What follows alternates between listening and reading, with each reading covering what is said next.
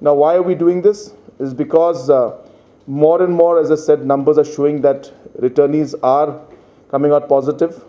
So there could be a chance where we are seeing kind of a more relaxed attitude if they turn out to be negative in the test. But it could be that they could have picked up the virus along the way also, since this is a highly contagious virus. So in order to ensure that we don't take any chance, it's highly advised, strongly advised to the returnees and to their family members that they can keep themselves isolated for 7 days at least, even from their own family members.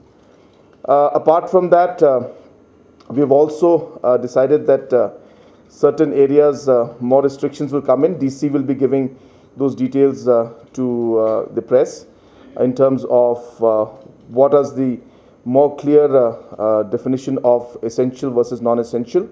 So there's some confusion among the people, but we will be giving more clarification on that.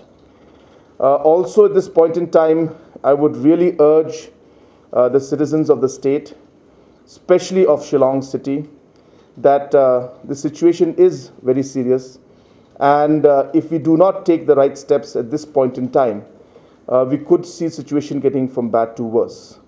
And therefore, it is very, very essential that we take responsibility at our level to ensure that we don't go out of our homes unless and until it is absolutely necessary.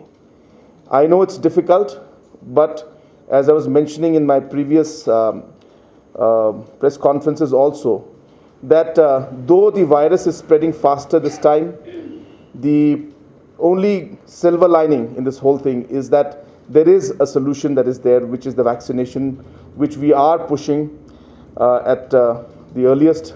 We are covering quite a bit. We have almost touched 15,000 vaccinations today, which is the highest that the state has seen. And we hope that these numbers will continue and get higher and higher. And so I once again appeal to all the citizens who are above the age of 45 to please come forward and get your vaccination. We have opened up many vaccination centers, and the best way to protect yourself is to get the vaccination. Apart from that, we will be reviewing the situation in the next few days again to ensure that this containment is there. Apart from the containment and the vaccination, of course, we are very concerned about the overall infrastructure and availability of resources to be able to fight this situation, especially when it comes to the requirements of oxygen, requirements of bed, requirements of medication. So we are reviewing that also on a continuous basis. I have just visited on my way from Tura, the oxygen Bernihut Private Limited manufacturing center, and this happens to be in our own state, and I've met the management there, and they have all assured us that they will be supplying to the health department into the state on a priority basis as and when it's required. So that's a very positive news. At the same time, with UNDP's help and with the Government of India's help, we'll also be putting up 6 more oxygen production centers throughout the state, which we are hopeful that in the next 2 to 3 weeks to maximum 4 weeks, we should be able to set those up. So efforts are being made at all levels. We're also looking at ensuring that the beds capacities are increased in all the districts. So those aspects also are being pushed and examined because we want to be sure that we are prepared in case situation gets difficult for the people of our state. So in all these situations, we are doing our best to ensure that we are looking at all the different scenarios, and all these points were discussed today also. We also discussed about the improvement of the overall management, even down to the sub-center level and the village level, where we want to ensure that awareness is created properly as to how one should respond to if they are positive, because sometimes there is a sense that people end up thinking that going to the hospital is the only way out, but then one can monitor themselves and ensure that only when you are crossing a certain line, then you may need medical attention or professional attention. But if it is not, then we don't need to stress the hospitals and the medical healthcare sector. And if we can handle it at that level, then in case the numbers do go up, we'll be in a better position to overall manage only those cases which are very critical and need medical attention, and the others will be able to manage on their own to large extent. And so therefore the necessary training, necessary infrastructure and necessary structuring of this entire system is also being planned to see that in a situation where the numbers go up, we are in a better state to manage the overall situation.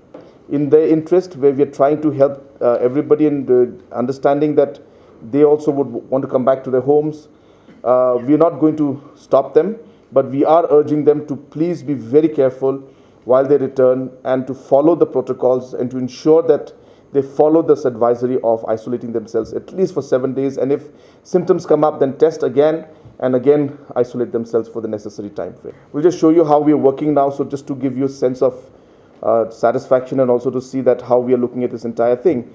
So all the centers now are live. We are monitoring them, so that we can be more, minimize the kind of people who are trying to escape the system. So all this, you can see on the right, this is live as we sit. Technology will be used as we go along. So therefore, it's not 100% foolproof, which as you have mentioned, but we will try our best to minimize any kind of complicated situation. The most important measure is really to ensure that we keep ourselves safe. So you need to take precautions and make sure that you take the vaccination and make sure that you follow the protocols. That's really the only way to take this. We are clearly seeing a time frame where once the vaccination drive goes to a certain level and we see certain herd immunity aspect coming in, we will be able to loosen and come back to normalcy. So therefore, we urge and we request the people to kindly cooperate with us. That seeing the trend, if you don't take restriction now, then 15-20 days later, things may get really out of control. And that's the reason why 15 days before only we had stopped the schools, then we decided to stop the colleges, then we decided that we're going to stop these non-essential.